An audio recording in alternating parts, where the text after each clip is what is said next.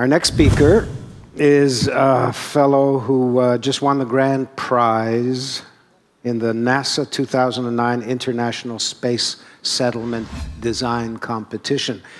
His name is Eric Yam. He's 17 years old. I'm not sure I need to say anything more than that. Eric, come up here. Tell us what you're up to.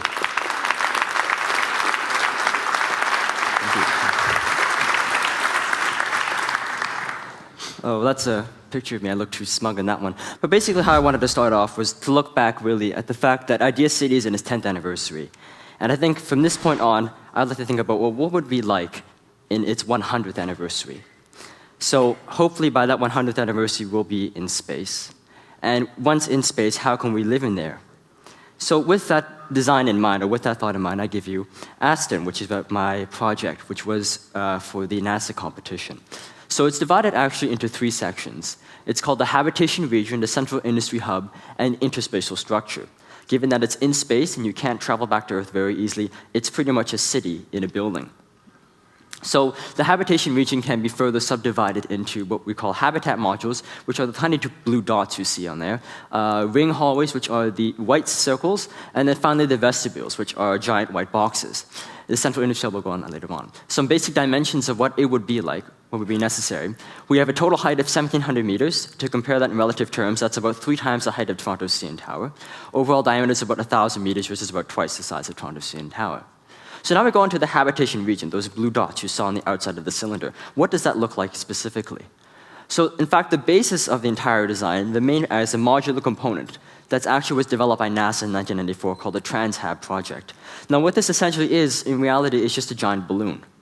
And the only thing is that multiple layers of balloons. Now what this balloon is it's inflatable, pretty much. So it's, in our case, can be used as a habitat. It's actually already been launched in space. If anyone has heard of Bigelow Aerospace, it's owned by a CEO of a hotel chain. He pretty much took these designs from NASA, built them, and launched them into space, and they're right now floating above our heads at this minute. So it's already been developed, it's already been in existence, but what does it look like on the inside? So this is pretty much what the structure looks like on the inside. It's pretty hard to understand it, but basically it's the same structure as a jet fuselage. So the airplanes that you fly, maybe between London and Toronto, it's the exact same structure. So there's no need to go and try and develop something new that would support the whole thing. It's already been developed. So then these ring hallways then connect what we call vestibules. And this is pretty much those white boxes you saw in the previous picture. Orient them sideways and cut them in half. That's what they look like in the center. Now what these vestibules are is essentially community centers. Everything you need to support life can be found on them. Inside cross-section, there's about 4 different layers. And if we go to the next picture, I'm not sure if it's working too well. If we go to the next picture, we can see the inside, specifically the 4 different layers and what can be found on each one. Because it contains both life support and community services like parks and education facilities and whatnot. You've got a bunch of things you can do there. So first level, you can do agriculture. I'll talk about that later. Second level is everything to do with community purposes, education. Third and fourth level is for mechanical purposes to keep people alive. Okay, so that's what the inside of the habitation region looks like. From the inside of the entire cylinder. You can see the habitat modules connected to the ring segments, which then connect themselves to the vestibules. So then after that, we're going to now look at the central industry hub, or the giant cylinder in the center. Now, if we were to take that cylinder out and to chop it in half with a giant knife, what we'd get is something that looks like this.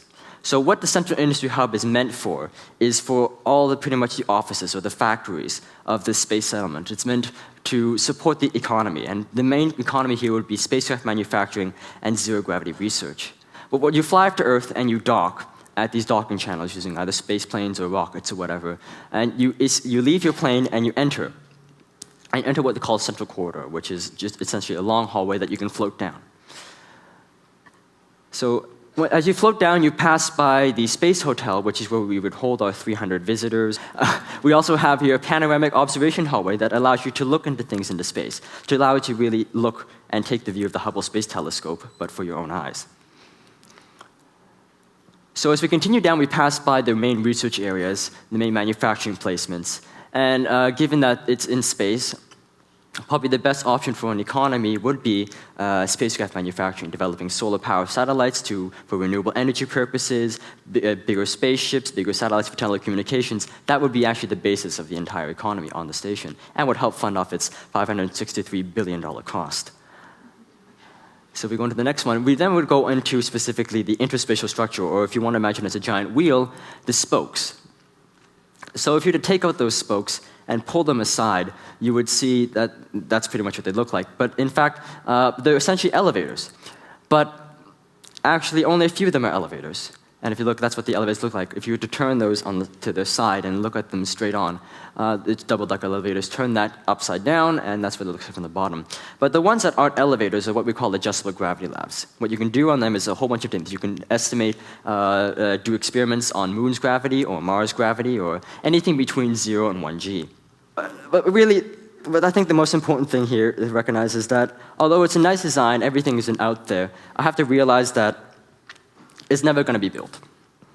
Now, the reason is not because of the technological errors. It's not because of the fact that it can't be done because of feasibility or money problems. It's the lack of dreaming. And I think that's a problem that we see really with today's youth, specifically as a youth.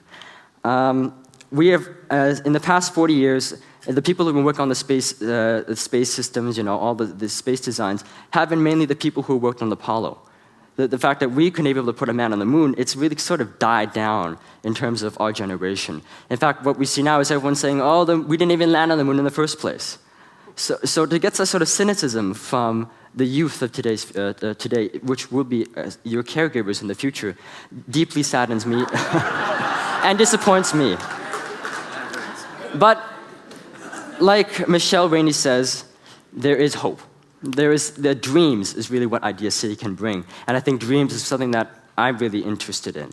And I really have the dream of exploring space. I really hope you guys have the dream of exploring space. And I hope you pass it on to your children and everyone around you. Because in reality, when everyone believes, dreams become reality. Thank you.